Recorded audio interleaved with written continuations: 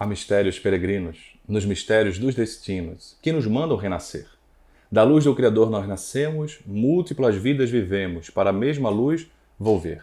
Mas buscamos aqui na humanidade as verdades da verdade, sedentos de paz e de amor. E em meio aos mortos-vivos, nós somos míseros cativos da iniquidade e da dor.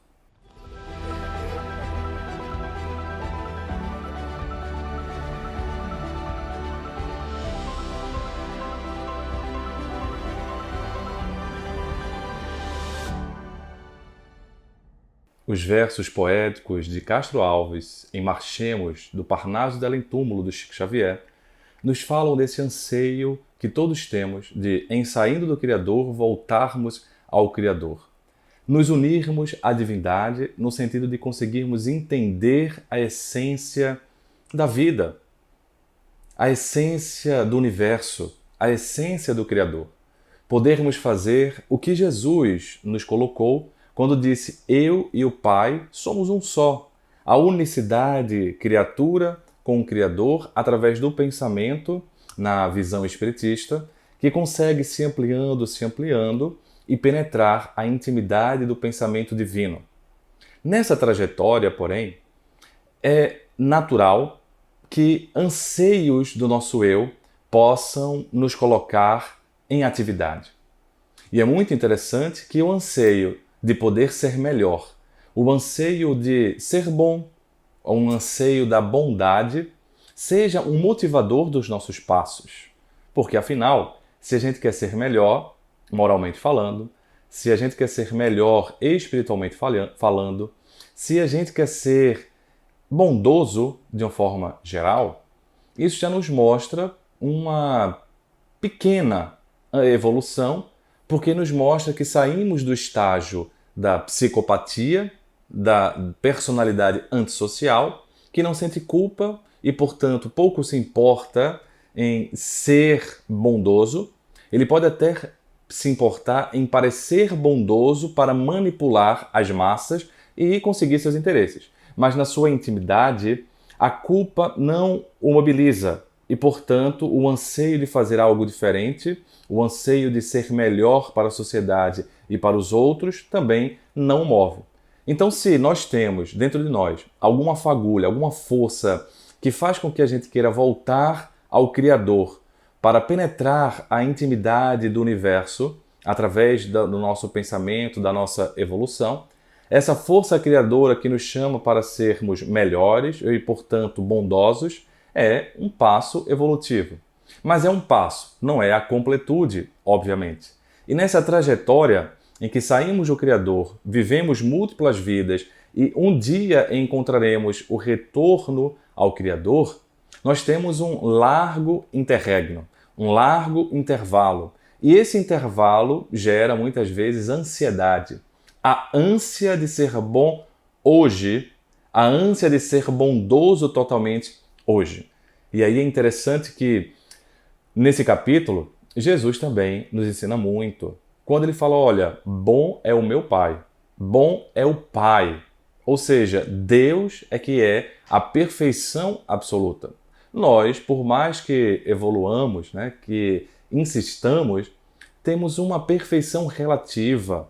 Então, Deus com D maiúscula, nós, deuses com D minúsculo. Ou seja, temos um potencial a uma perfeição relativa, no que Bezerra de Menezes coloca muito bem no livro chamado A Loucura sobre o Novo Prisma, que nós somos perfectíveis. Essa perfectibilidade, esse potencial de ser perfeito e, portanto, ser bondoso e, portanto, ser melhor, é uma potência mais relativa porque o parâmetro absoluto é a divindade.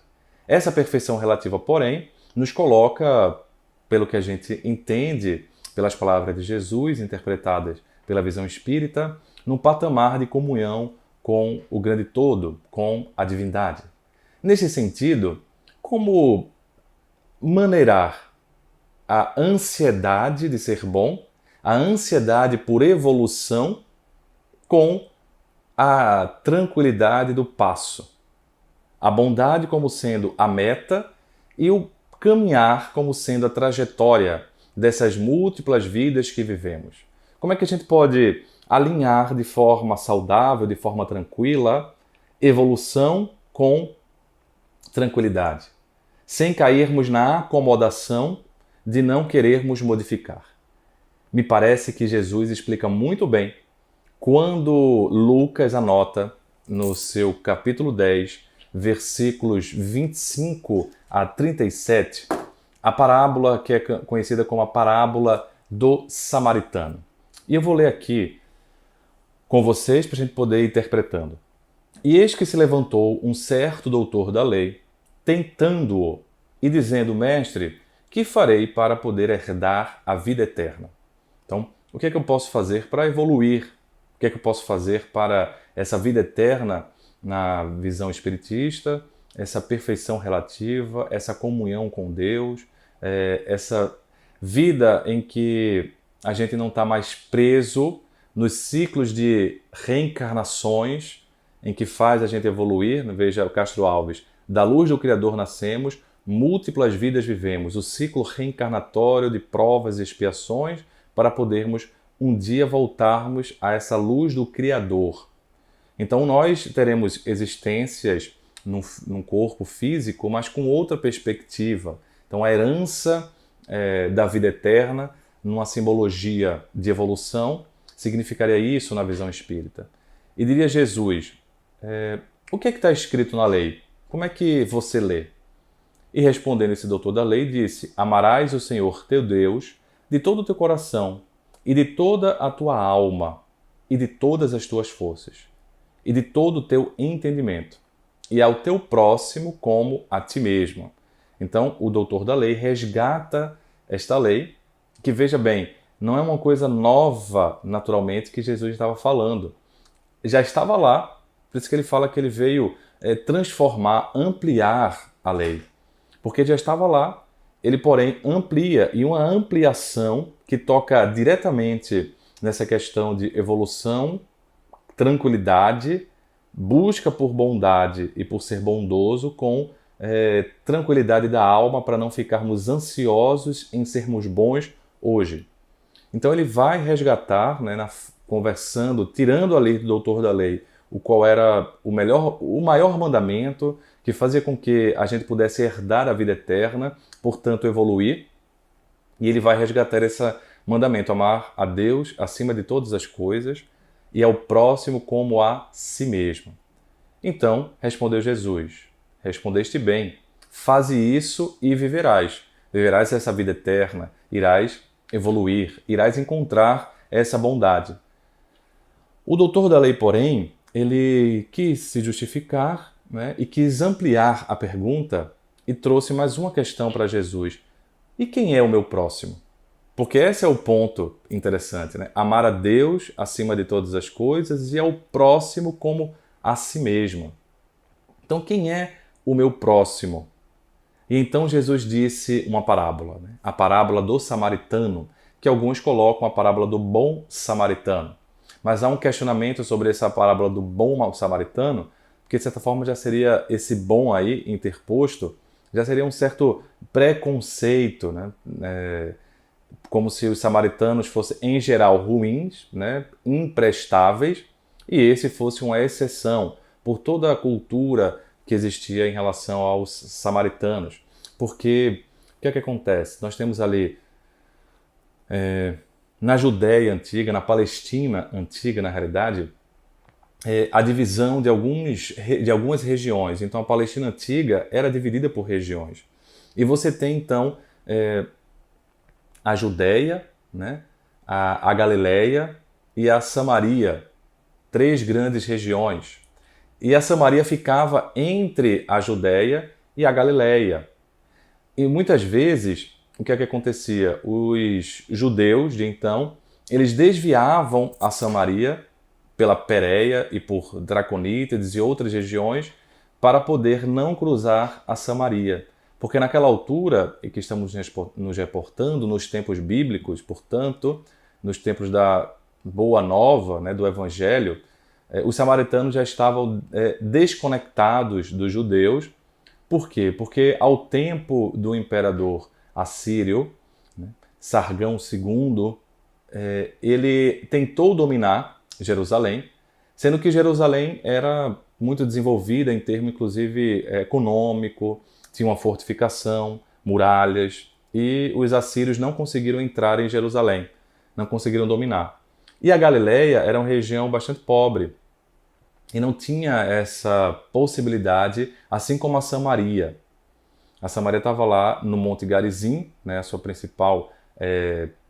a principal geografia da Samaria era o Monte Garizim, e eles então não tinham essa defesa. Então conta-se que o Império Assírio, não conseguindo dominar a Palestina, porque não havia dominado Jerusalém, eles então violentaram sexualmente as samaritanas, mataram muitos samaritanos, e desde aquele momento a Samaria e os samaritanos ficaram misturados. E como existia, né, um certo narcisismo no povo da Palestina naquele momento, narcisismo no sentido de ser o povo eleito, um povo que não se misturava com outras raças, os samaritanos desde então, além de perderem o seu território, além de virem um grande massacre, também passaram a ser segregados dos outros judeus, embora fossem judeus na sua origem. E agora foram então chamados de samaritanos. E quando um judeu de outra região via um samaritano, ele olhava para o lado e cuspia e chamava de raca, ou raça impura. Impura por causa dessa violência sexual, de fato, que eles sofreram, e dessa violência física, de mortes, etc. Então, coloca-se que seria a parábola do samaritano, né? Porque o bom samaritano é como se fosse assim, olha, os samaritanos eram imprestáveis, existia exceção.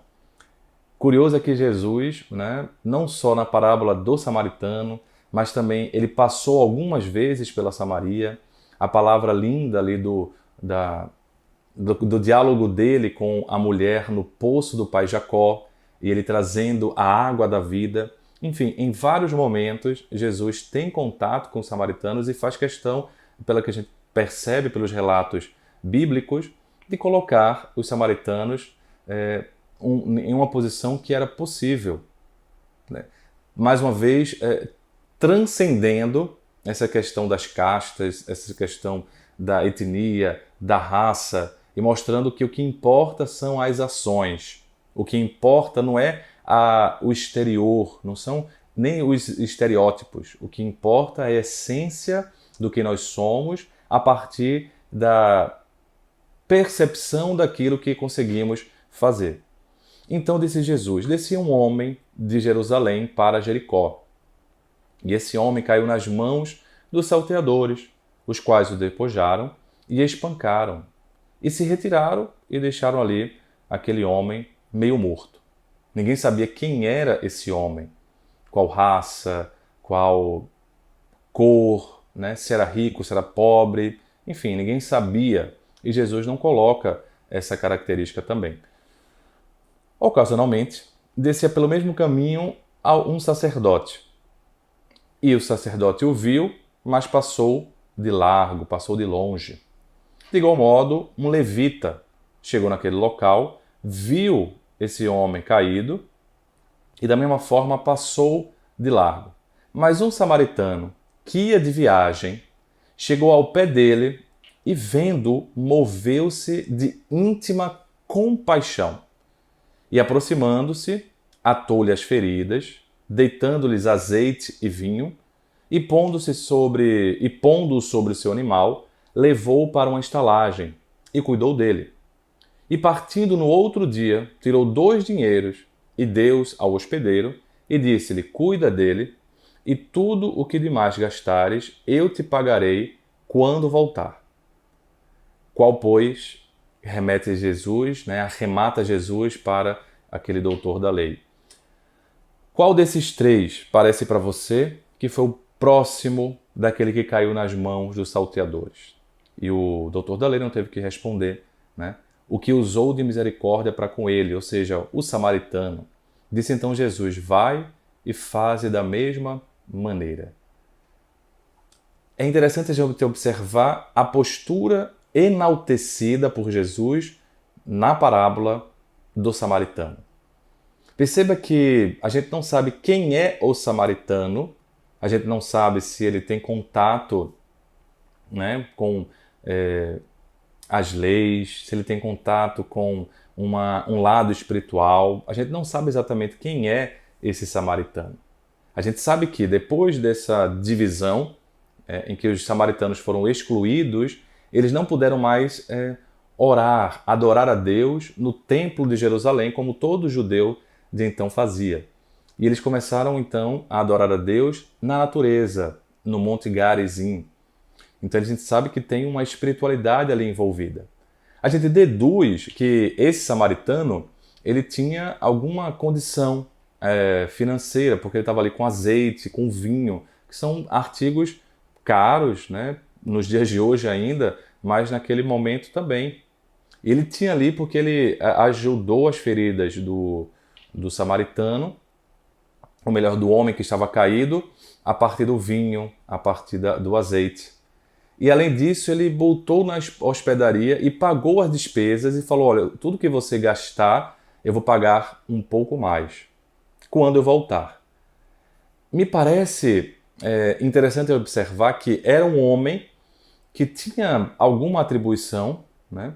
Como a gente tem nos dias de hoje. O samaritano era alguém que era atarefado, como em geral nós somos nos dias de hoje, que estava fazendo uma viagem. Ele não estava ali coletando, né, e catando oportunidades para poder servir a Deus de uma forma caridosa e ser bondoso. Não, ele estava nos afazeres dele. Mas quando ele viu aquele homem caído, ele percebe aquele homem caído e é tocado de íntima compaixão. Ou seja, ele tinha um patrimônio na alma, um patrimônio interior, que a gente chama de compaixão. Ou seja, moveu-se nele a emoção. Emoção, em grego, era pathos. E veja que, então, patologia, o estudo dos adoecimentos, porque os gregos tinham a visão de que o adoecimento como um todo era o excesso de emoção. Eles tinham que ser muito racionais. Patético, né? Alguém que está muito emocionado, né? A sinfonia de Tchaikovsky ou sinfonia de Beethoven, chamada Patética, são sinfonias melodiosas que remetem às emoções. Mas, como consequência das emoções, existia a paixão. Então, a paixão é uma emoção ainda mais intensa. Então, quando eu tenho compaixão, eu sou movido por uma intensa emoção que me faz estar com o outro. E, quando eu ativo a autocompaixão, comigo mesmo. Nessa mistura de amar o outro como a si mesmo. Então, quando o samaritano vai lá e olha aquele homem caído, ele é tomado de compaixão. Não é só empatia. Todos nós temos a possibilidade, se não somos psicopatas, nós temos a possibilidade de nos sentir compadecidos e fazer um ato compassivo, porque nós empatizamos, nós temos os chamados neurônios espelho. Mas o neurônio espelho, que gera a possibilidade biológica da empatia, pelos estudos atuais, eles não necessariamente geram em nós uma ação. E às vezes pode gerar uma ação até destruidora. Então veja ali o doutor da lei, o levita, eles também têm neurônios espelhos, eles também têm empatia. Eles observaram, certamente nas suas pregações, no seu dia a dia, eles são favoráveis a fazer o bem, mas ser favorável a não significa que o outro vai estar fazendo algo que lhe é favorável. Porque a ação, ela sai da teoria. Então o samaritano, ele não só empatiza com a dor do homem caído, ele fica com compaixão, ele faz uma ação. E essa é a diferença, a força da compaixão. A compaixão, na sua essência, é um desdobramento do amor. E o amor, ele envolve uma atitude. É por isso que na visão espiritista, nós temos o amor e a caridade como sendo sinônimos ali, ou faces de duas moedas. Dentro do Livro dos Espíritos, nas leis morais, nós temos a lei de justiça de amor e de caridade. Essas três faces dessa lei divina, pela nossa visão espírita, elas se complementam, porque o amor é como se fosse a inspiração teórica, mas a caridade é a ação prática. E a justiça é, digamos assim, o fiel, né, da balança que faz equilibrar a equação do quanto de amor e de quanto de caridade eu vou fazendo para o outro e para comigo mesmo. Então, amor, na visão espírita, leva a uma ação caridosa. Então, compaixão seria esse somatório do amor com a ação, do amor com a caridade. Mas veja que coisa interessante. A diferença é que às vezes a gente fala de caridade e se coloca num pedestal acima do outro, como se nós fôssemos os abastados e o outro fosse o miserável de toda a natureza. O samaritano, naquele momento, ele estava com mais condições financeiras, de saúde. Então ele estava numa posição diferente, de fato, acima. Mas não significava dizer que ele era melhor do que o homem que estava caído. Porque para ajudar o homem que estava caído, para fazer uma ação compassiva, para fazer uma ação caridosa, o samaritano teve que o quê? Se abaixar, se nivelar. A compaixão faz isso. A compaixão faz com que a gente se nivele, porque a compaixão, dentro da sua característica, ela tem o quê? A humanidade compartilhada.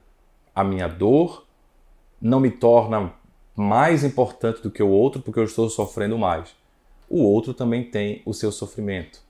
Mas, ao mesmo tempo, a dor do outro não o torna, digamos assim, mais necessitado ou pior do que eu. Temos uma humanidade compartilhada nas dores e também nas alegrias. E por isso, para fazermos uma ação compassiva, é importante que a gente se nivele, tentando os dois se elevar, no sentido de os dois se melhorarem. Então é interessante que caridade não pode ser um convite ao orgulho, como se nós fôssemos aqueles que estamos fazendo o bem e fôssemos o bondoso, porque aí perde uma característica, né, que é a humildade, que gera essa humanidade compartilhada. Então é muito interessante a gente observar essas nuances assim da parábola, né? A compaixão, o que gera uma ação é porque o samaritano foi tomado de íntima compaixão. Mas observemos que o samaritano, ele desvia a rota dele, sim, desvia, leva até uma hospedaria, pelo que a gente entende, ele dorme nessa hospedaria e no outro dia ele consegue o caminho dele. Então ele fez um desvio de rota. Ele precisou dar uma pausa no que ele estava fazendo para fazer essa ajuda compassiva. Então ele fez algo a mais. E além disso ele falou, olha, eu te darei, né, o dobro que você gastar quando eu retornar. Então, pelo que a gente percebe, o samaritano, ele faz um desvio na rota para ajudar o homem caído, se coloca no lugar, se nivela, né, porque ele se abaixa no sentido figurativo, para poder levantar os dois e os dois se levantarem, e esse levantar do samaritano levanta o homem caído, ele o coloca na hospedaria, os dois dormem, pelo que a gente deduz, nessa hospedaria, e no outro dia o samaritano vai embora. E essa é uma grande diferença de quando somos movidos pela bondade do que quando somos movidos pela ansiedade ou por outras emoções que são importantes, mas que às vezes nos aprisionam. A ansiedade faria com que o samaritano ficasse preso na hospedaria até o homem caído se recuperar. E os próprios afazeres do samaritano iam ser colocados de lado. E o afazer do samaritano certamente é importante, porque a gente não sabe, mas vai que ele tivesse família, e essa viagem ele tivesse indo ver a família ou indo ajudar o filho. Vai que ele está ali fazendo uma atividade também caritativa ou alguma função, enfim, a gente não sabe o que é que o samaritano estava indo fazer. A gente só sabe que ele estava indo. ou seja, que ele tinha um caminho, ele tinha uma tarefa. E esse é um ponto importante. Quando nós somos movidos por compaixão, que nos torna pessoas melhores para com o outro, nós também somos movidos por autocompaixão, amor ao próximo como a si mesmo. E percebemos que a gente também tem a nossa vida, as nossas necessidades, as nossas limitações, os nossos deveres, os nossos afazeres. E não importa quais sejam os afazeres, eles também têm uma importância porque eles nos dizem de um autocuidado. Então, não significa que a gente só possa parar para voltar, né, a parar a ajuda, digamos assim, para voltar aos nossos afazeres, se esse afazer for o mais importante do mundo. Porque veja que na parábola, Jesus não especifica qual era o compromisso do samaritano. Talvez justamente propositalmente, como a gente imagina que foram os ensinamentos de Jesus, ele coloca de forma ampla que o samaritano estava indo para e depois volta à sua viagem, e quando retornasse, ele pagaria o dobro, né? Ou seja, pagaria as outras despesas que aquele homem que estava caído precisou. Esse é um ponto fundamental, porque quando somos mobilizados por ansiedade, a gente ajuda, mas paralisa a própria vida. Paralisa a própria vida porque quer salvar o outro totalmente e se esquece de si mesmo. Mas quando a gente esquece nesse sentido mais atrapalhado, né? Mais deslocado de si mesmo, a gente acaba também esquecendo do outro, né? Porque a gente precisa estar bem para poder fazer algo. Então é necessário que essa balança do amor, né, mobilize, que começa a parábola, mobilize ações compassivas para o outro, mas também autocompaixão, e faça com que você fique menos ansioso, sabendo que, olha, eu fiz o que eu podia, eu fiz a minha parte. Agora, a vida tem outros afazeres. Porque é interessante também que na parábola o homem caído, ele, até porque estava desacordado, muito ferido, muito fraco, pelo que a gente entende, ele não teve a oportunidade de ficar cobrando. Mas é interessante isso também, quando nós estivermos na postura de receber a ajuda, que a gente receba a ajuda possível e não aquela que a gente acha que o outro deveria dar. Aquilo que é possível, aquilo que a vida nos dá. E sejamos gratos, né? Sem ficar sempre querendo mais, sempre querendo mais. Porque às vezes nós somos devedores perpétuos. Às vezes a nossa culpa de querer ser, né? A nossa culpa gera em nós uma pressa, uma sensação de que nada do que eu faço é bom o suficiente e, portanto, gera uma ansiedade de podermos, para diminuir essa culpa, sermos bons hoje. E aí ficamos presos, né, num ciclo vicioso entre ansiedade, paralisação, culpa, que gera mais ansiedade. Enfim, quando a gente fica preso como se fosse devedor perpétuo, ou seja, aquele que sempre está em dívida, a gente fica preso nesse ciclo vicioso da ansiedade, sempre tendo que fazer mais, sem lembrar que a vida também tem as suas atribuições pessoais e que a vida também vai fazer o seu curso, o próprio tempo vai dar o seu curso para que as coisas aconteçam. Então o samaritano teve que usar da sua bondade, mas também da sua tranquilidade, para saber que as feridas daquele homem caído iam ter o tempo para cicatrizar. Então, por mais que ele botasse vinho, botasse azeite para poder ajeitar as feridas, há um tempo de cicatrização. A ansiedade não espera esse tempo. A bondade mais madura espera. Faz o tempo dela, vai continuar seus afazeres e depois volta quando o tempo permitir. Então, quando recebermos ajuda, não sejamos alguém que sempre acha que os outros estão em dívida, né? Que seria o credor perpétuo, aquele que acha que todo mundo deve para ele. Que a gente possa também ter a postura que a parábola nos ensina de forma indireta. O homem caído que recebeu a ajuda possível daquele samaritano e já está muito bom. Para que a gente não fique assim se vitimizando porque aquele que é um credor perpétuo acha que todo mundo deve para ele sempre, ele geralmente se vitimiza. Ele faz um uso do coitadismo excessivo.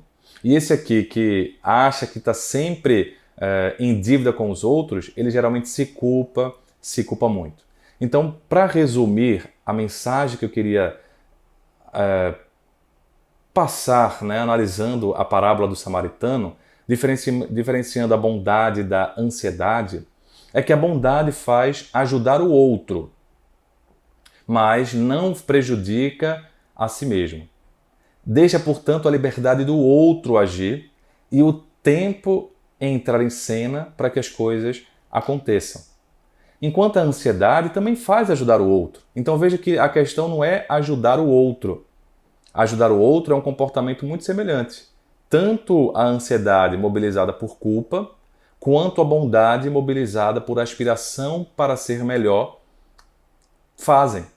Agora, na ansiedade, a gente acaba prejudicando a nós mesmos. Por quê? Porque a gente quer viver e andar pelo outro.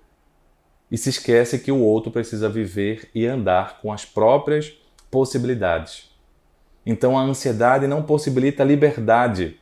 Mas não é uma liberdade porque a pessoa é controladora, tirânica, dominadora. É porque ela é ansiosa e se culpa muito. E ao ver um filho, um amigo, um ente querido em sofrimento, ela acha que é ela que não está fazendo tudo o que podia. Mas se esquece de que, por mais que a gente faça, nós não somos tão grandiosos assim para poder bloquear a dor dos outros. A gente não bloqueia a nossa, porque a dor tem um sentido, tem um porquê. Então o que a gente pode fazer é ajudar, se levantar e continuar.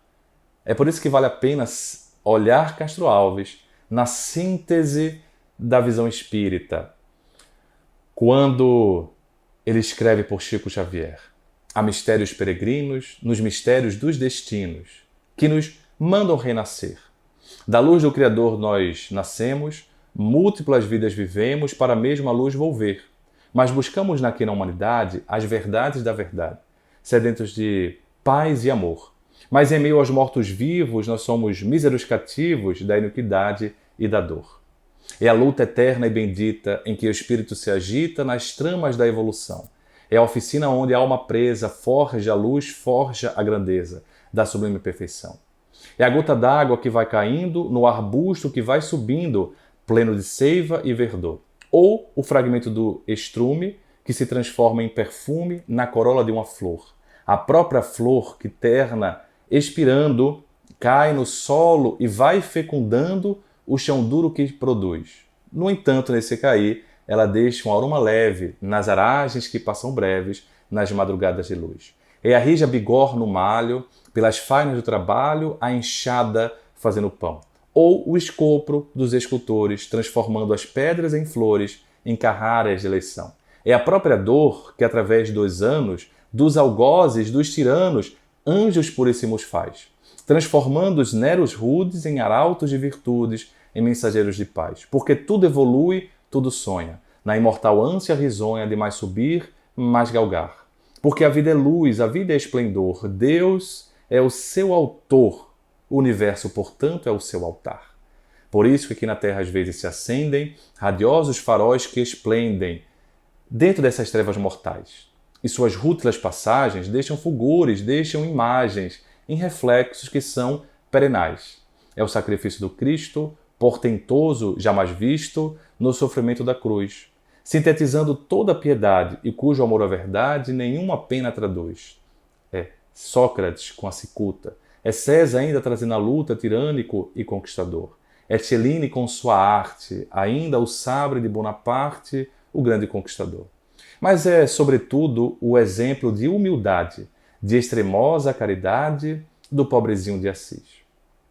Por isso, benditos sejam aqueles que semeiam o bem, benditos sejam aqueles que espalham a luz, porque esses também encontrarão um dia a alegria, a paz, a ventura que tanto desejam nas sendas da evolução.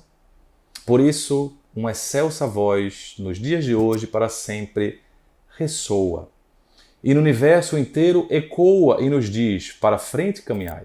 O amor é a luz a que se alcança. Tenhamos fé, tenhamos esperança, paciência, para frente marchemos.